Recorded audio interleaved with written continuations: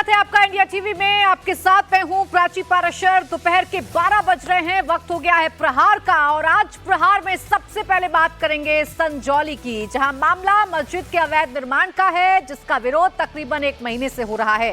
हिमाचल प्रदेश में आज एक बार फिर हिंदू समाज सड़क पर उतर आया है। हिमाचल प्रदेश के सभी जिला मुख्यालयों पर प्रोटेस्ट का कॉल है। प्रदर्शन शुरू हो चुका है और ये प्रदर्शन किस तरीके से हो रहा है, ये तस्वीरों को देखकर आप अंदाजा लगा सकते हैं। हिंदू समाज आज भी सड़कों पर है और सिर्फ संजौली तक ये प्रदर्शन सीमित नहीं है, बल्कि पूरे हिमाचल प्रदेश में हिंदुओं का आक्रोश देखने को मिल रहा है। शिमला, मंडी, बिलासपुर, कुल्लू, नेरवा, सिरमौर, हर जगह हिंदू समाज के लोग सड़कों पर उतरकर प्रदर्शन कर चुके हैं। हिंदू समाज की मांग यह है कि संजौली में मस्जिद का जो अवैध निर्माण किया गया है, जो अवैध तरीके से मंजिल बनाई गई हैं, उन्हें गिराया जाए, उन्हें खत्म किया जाए। सरकार के सामने मांग रखी जा रही है, सुक्खू सरकार के सामने मांग रखी जा रही है, लेकिन इसके बावजूद ये मांग फिलहाल पूरी होती हुई नजर नहीं आ रही है। अब तकरीबन 1 महीने का वक्त बीत चुका है। तकरीबन 1 महीने से हिंदू संगठन अपनी मांगों को लेकर सड़कों पर हैं। वो अपनी बातें कह रहे हैं, अपनी पुरानी मांगों को पूरा करने की बात कह रहे हैं, लेकिन इतने दिन बाद भी अगर उनकी मांगें अधूरी हैं और हिमाचल में जो सड़कों पर सरगर्मी है वो कम नहीं हुई, तो समझना जरूरी है कि आखिर ऐसा क्यों हो रहा है। हिंदू संगठन संजौली मस्जिद विवाद को जल्द से जल्द निपटाने की मांग कर रहे हैं। जल्द से जल्द वो इन मस्जिद को गिराने की मांग कर रहे हैं, अवैध निर्माण को गिराने की मांग कर रहे हैं। लेकिन उसके बावजूद अगर ये नहीं हो पा रहा है तो इसके पीछे सबसे बड़ी वजह यही समझ में आती है कि हिमाचल में कांग्रेस सरकार अपना नैरेटिव सेट करना चाहती है और हिमाचल सरकार यानी कि कांग्रेस सरकार ये बताना चाहती है कि वो किसी भी सूरत हाल में सॉफ्ट हिंदुत्व की तरफ नहीं बढ़ना चाहती, बल्कि जो प्रो मुस्लिम वाली लाइन है उसकी तरफ कांग्रेस बढ़ना चाहती है। आइए सबसे पहले आपको बता देती हूं कि हिंदुओं की मांग क्या है। मांग ये है कि घुसपैठियों पर कार्रवाई हो, बाहरी लोगों का वेरिफिकेशन हो, वक्फ बोर्ड को खत्म किया जाए, अवैध मस्जिद पर एक्शन हो यानी कि अवैध निर्माण गिराया जाए, ये मांग की जा रही है। भारत सरकार जल्द एक्शन ले, वक्फ बोर्ड को खत्म किया जाए, ये मांग की जा रही है। राज्य सरकार से मांग ये की जा रही है कि भाई आप जल्द से जल्द अवैध जो निर्माण किया गया है उस पर कार्रवाई करिए, लेकिन बावजूद इसके सुक्खू सरकार कोई कार्रवाई करती हुई नजर नहीं आ रही है। आपको ये जानकारी दे दें कि मसला भी कांग्रेस के नेता की तरफ से उठाया गया था। ये मसला भी कांग्रेस के विधायक ने सदन के अंदर उठाया था। उस वक्त भी कई तरीके के सवाल खड़े हुए थे, लेकिन उसके बाद जो एक्शन सुक्खू सरकार को लेना चाहिए था वो एक्शन हिंदू संगठनों के मुताबिक सुक्खू सरकार ने नहीं लिया है, जो सीधे तौर पर यह बताता है कि कांग्रेस क्या मैसेज देना चाहती है और कांग्रेस किस लाइन पर फिलहाल आगे बढ़ रही है। माहौल है प्रदेश के अंदर, कहीं जो तनाव कुछ दिन में पीछे पैदा हो गया था उसको खत्म करना है और हम सब हिमाचल प्रदेश में सब लोगों का स्वागत है। हिमाचल में तो जो बौद्ध गुरु है, उनके जो महात्मा दलाई लामा जी हैं, वो हिमाचल में रहते हैं। उसकी वजह से कितने तिब्बती हिमाचल में हैं, वो गैर रूप से तो हिमाचली नहीं है मगर हिमाचल में रह रहे हैं, वहाँ पे व्यापार कर रहे हैं और अच्छा भाईचारा है। तो चाहे वो हरियाणवी है, चाहे वो पंजाबी है, चाहे वो उत्तर प्रदेश के है, चाहे वो किसी भी धर्म के है, किसी भी क्षेत्र के है, सबका स्वागत है। तो वो विक्रमादित्य हैं जो अभी तक अपनी सरकार में लिए गए फैसले को लेकर चर्चाओं में बने हुए हैं। पार्टी हाईकमान के नाराजगी का सामना इनको करना पड़ रहा है। वो विक्रमादित्य अब हिमाचल प्रदेश में भाईचारे की दुहाई देते हुए नजर आ रहे हैं, लेकिन बावजूद इसके हिंदू संगठनों की मांग, हिंदू समाज की मांग अभी तक सरकार की तरफ से पूरी नहीं की गई है। मेरे सहयोगी पुनीत परिंजा इस वक्त हमारे साथ जुड़ गए, उनके पास हम चलेंगे। पुनीत, सबसे पहले बताइए कि आज का माहौल क्या है हिमाचल प्रदेश का?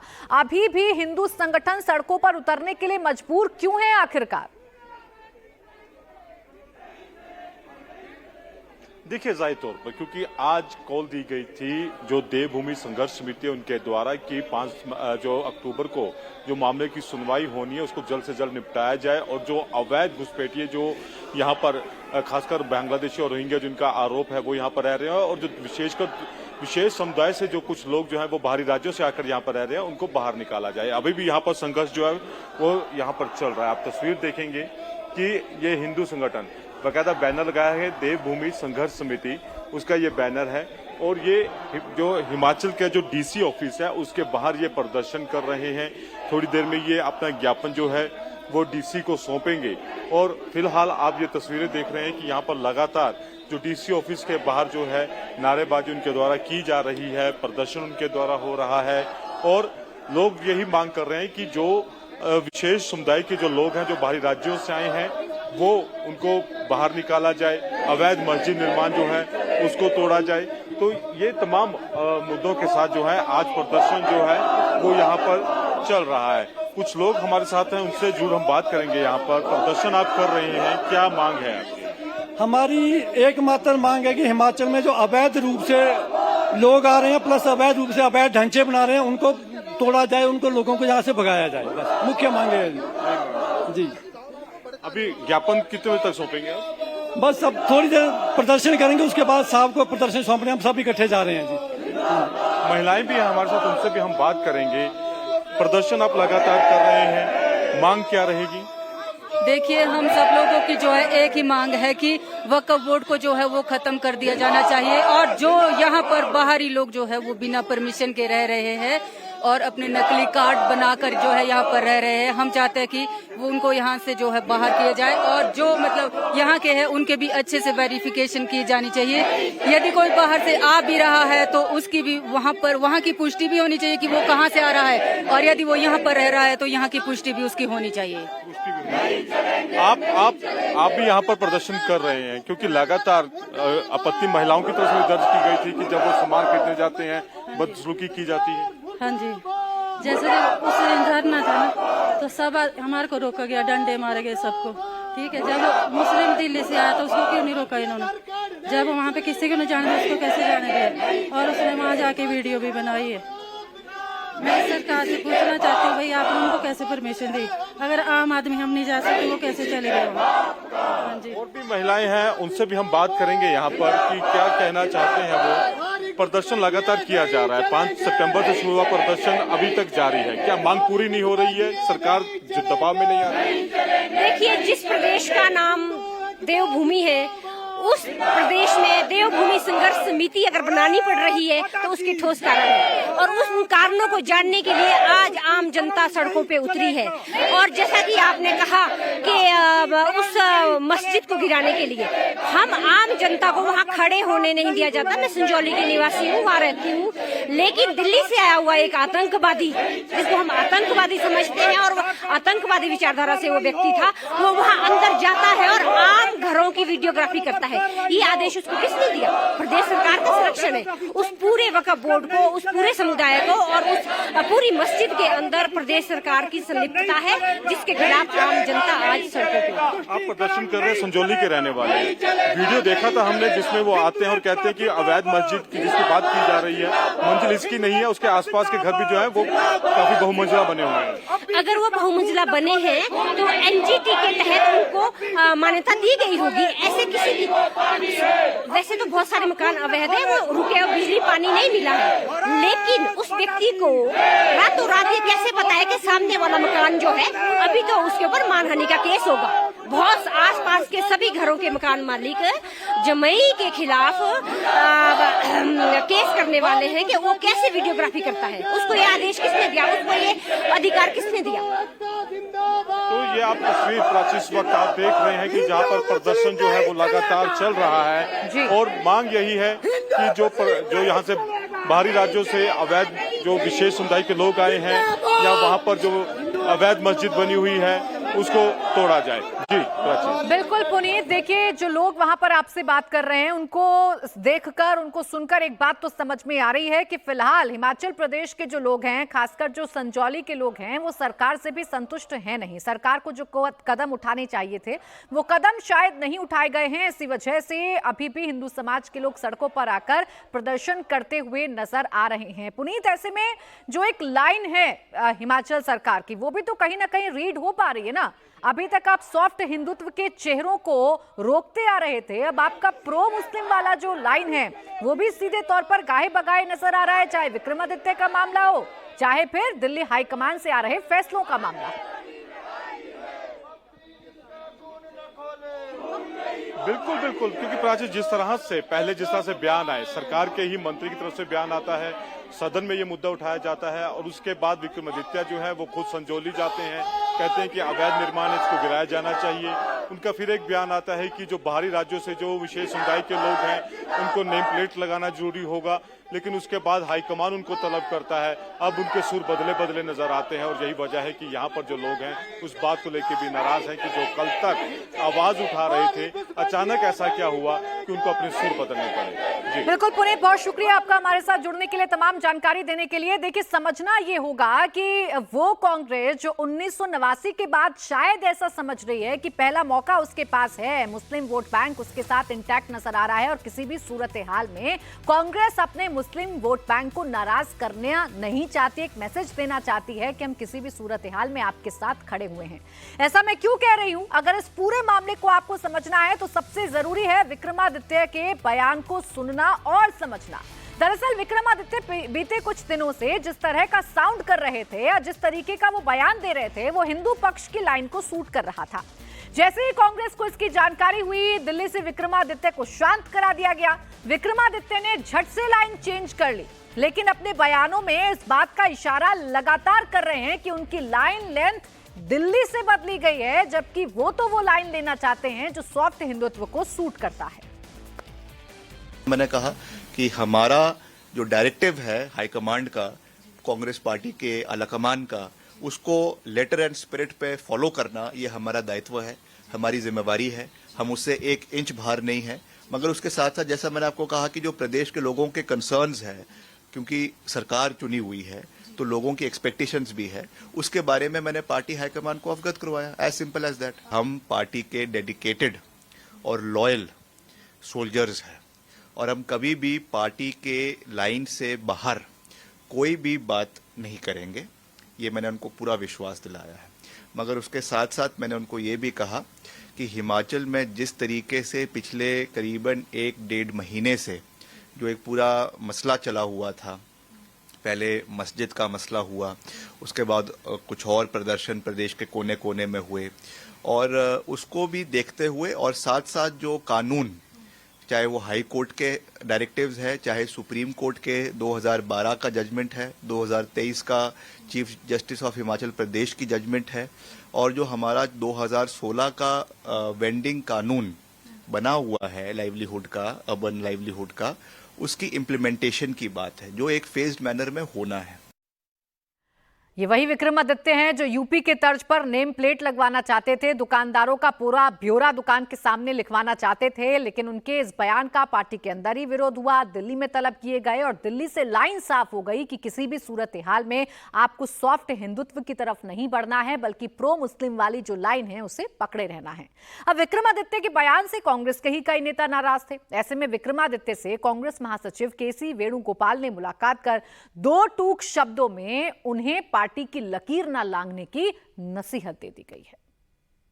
No minister or no party functionary cannot go against the party policies and the ideologies. Rahul Gandhi is doing this act, actually the love and affection, he is spreading love and affection against the hatred. Congress President Mallikarjuna Kharge ji also talking about the love and affections among the people.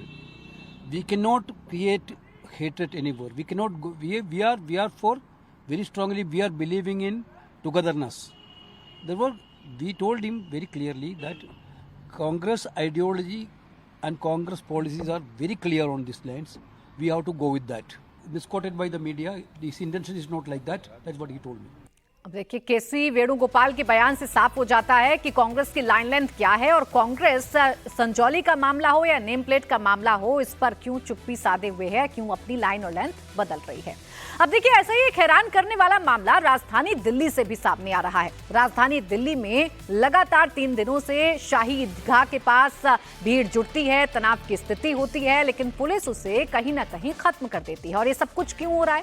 ये सब कुछ इस वजह से हो रहा है क्योंकि रानी लक्ष्मीबाई की मूर्ति डीडीए पार्क में शिफ्ट करनी है, डीडीए पार्क में लगाई जानी है और इसी का विरोध वहां पर लोगों की तरफ से किया जा रहा है। मामला हाईकोर्ट तक जा चुका है, हाईकोर्ट फटकार भी लगा चुका है, लेकिन बावजूद इसके शाही ईदगाह के आसपास के जो लोग हैं या एक पक्ष के जो लोग हैं वो इस फैसले को मानने को तैयार नहीं है।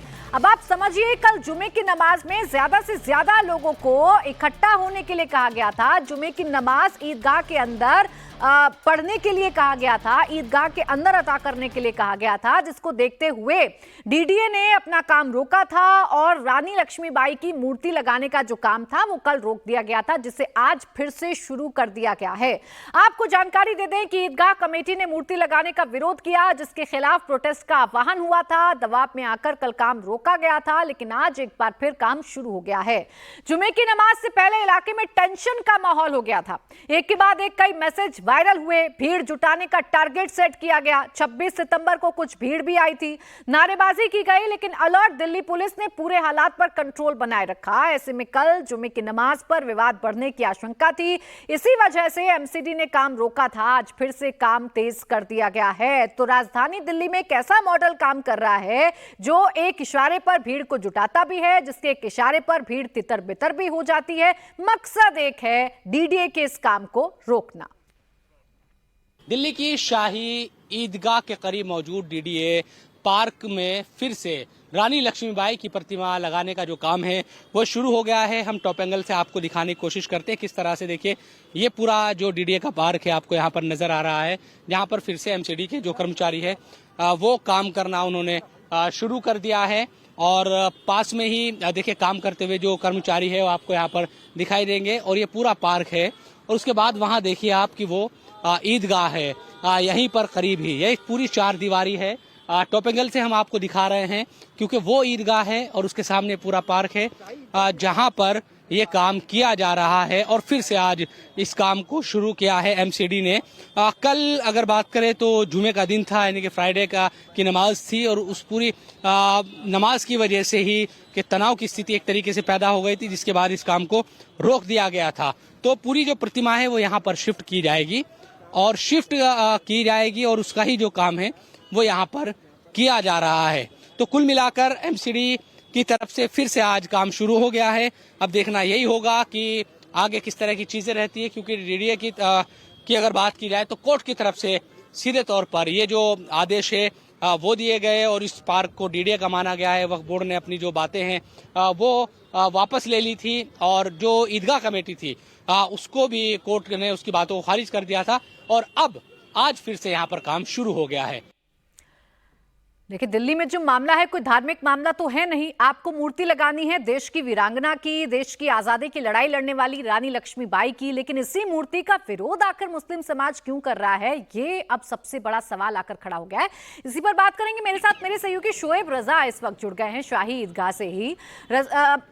शोएब, मूर्ति लगाने का काम तो कहीं ना कहीं शुरू हो गया है। कल जरूर दबाव में ये काम रोका गया था, लेकिन आज ये काम शुरू हो गया है। लेकिन सबसे बड़ी बात ये है, सबसे बड़ा सवाल ये है कि ये मूर्ति कोई धार्मिक मूर्ति तो है नहीं। देश की वीरांगना, देश की बहादुर महिला, देश की आजादी की लड़ाई लड़ने वाली जो वीरांगना है उनकी मूर्ति है। इसका विरोध आखिरकार क्यों? देखिए, जो मुस्लिम समाज है उनसे हमारी कल भी बात हुई थी, परसों भी हमने बात की थी शाम के वक्त जब लोग इकट्ठा थे। हमने सवाल पूछा था कि दरअसल रानी लक्ष्मीबाई की जो प्रतिमा है उसका विरोध आप लोग क्यों कर रहे हैं। तो उनकी तरफ से ये बात कही गई कि ये ईदगाह है और हम बचपन से सुनते आए हैं कि पूरा जो पार्क है ईदगाह का ही है और यहाँ नमाज भी होती रही है। बहुत सारे ऐसे प्रोग्राम होते हैं, तबलीगी जमात और दूसरे प्रोग्राम भी होते हैं जब यहाँ पर भीड़ जुटती है और यहाँ पर नमाज अदा की जाती है।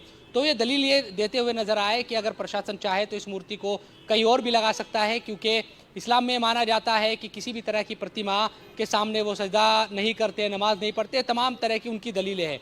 लेकिन ये बात सच है कि ये पार्क है डीडीए का, ये हाई कोर्ट ने कहा है और डीडीए को हक है कि अगर वो यहाँ प्रतिमा किसी की लगनी है और एमसीडी को इजाज़त दे रहा है तो डीडीए की अगर ज़मीन है तो डीडीए इसको लगा सकता है। जहाँ तक बात है अभी काम की, तो काम शुरू है। जैसे भी आप देख रहे हैं वहाँ पर मजदूर भी लगे हुए हैं। हालांकि पुलिस अब थोड़ा रोक रही है कि भाई उधर की तरफ कवरेज ना की जाए या उधर के इलाके को ना दिखाया जाए, लेकिन इन बैरिकेड से आप अंदाज़ा लगा सकते हैं कि यहाँ पर रास्ते को बंद किया गया है। पूरी तरह से, और कोई भी भीड़ इकट्ठी ना हो, किसी तरह का विरोध ना हो, जी। ये तमाम चीजों को देखते हुए यहाँ पर आपको जो सुरक्षा कर्मी है वो भी दिखाई देंगे। तो बिल्कुल, देखिए जो मुस्लिम जाहिर तौर समाज पर है वो ये मनमानी दलील दे करने रहा की है। कोशिश की जा रही है, प्रेशर क्रिएट करने की कोशिश की जा रही है, भीड़ जुटाकर तनाव पैदा करने की कोशिश की जा रही है, और ये सब कुछ हो रहा है शोएब देश की वीरांगना की मूर्ति लगाने के विरोध में। ये अपने आप में चौंकाने वाला है। बहरहाल शुक्रिया आपका शोएब तमाम जानकारी के लिए।